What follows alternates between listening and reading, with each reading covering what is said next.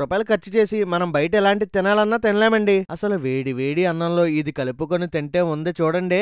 ఈసారి మీకు పాలకూర దొరికిందనుకోండి, మా పావని చేసినట్టు యాజ్ ఇట్ ఈజ్ వండేసి వేడి వేడి అన్నంలో ఒక పట్టు పట్టేయండి. టేస్ట్ కి టేస్ట్, హెల్త్ కి హెల్త్. ముందు పాలకూర శుభ్రం చేసి ఎంత సన్నగా వీలైతే అంత సన్నగా కట్ చేసి పక్కన పెట్టండి. నెక్స్ట్ కళాయిలో నూనె వేడయ్యాక ముందు పోపు గింజలతో పాటు ఎండుమిర్చి కూడా వేసి వేయించి అందులోనే ఉల్లి వెల్లుల్లి కూడా వేసి వేయించి టేస్ట్ కి సరిపడగా ఉప్పేసి మిక్సీ పట్టి పక్కన పెట్టుకోండి. మళ్ళీ అదే మూకిట్లో కొద్దిగా నూనెసి మళ్ళీ మొత్తం పోపు దినుసులతో పాటు మళ్ళీ ఎండుమిర్చి కొద్ది కరేపాకేసి లైట్ గా వేగిన తర్వాత సన్నగా కట్ చేసిన పాలకూర కూడా వేసేయండి. ఒకసారి మొత్తం అంతా బాగా కలిపి పాలకూరలో ఉన్న నీళ్ళన్నీ ఇంకిపోయిన తర్వాత మనం ఇందాక రెడీ చేసుకున్న ఉల్లిపాయ కారం కూడా వేసేయాలి. కొద్దిగా పసుపేసి మొత్తం అంతా బాగా కలపండి. ఉప్పు చూసుకొని సరిపోతే అడ్జస్ట్ చేసేసేయండి. పాలకూర అంతా మాడకుండా చిన్న మంట మీద బాగా వేగనిచ్చి ఆఖరిలో కొద్ది కొత్తిమీర వేసి దింపేయడమే. దీన్ని కొంతమంది పాలకూర ఉల్లికారం అంటారు, పాలకూర పచ్చడి అంటారు, పాలకూర ఇగురు అంటారు. మరి మీరేమంటారు? ఒకసారి వండి ఎలా వచ్చిందో చెప్పండి. వెళ్తూ వెళ్తూ ఒక లైక్, ఒక సబ్స్క్రైబ్ మర్చిపోకండి.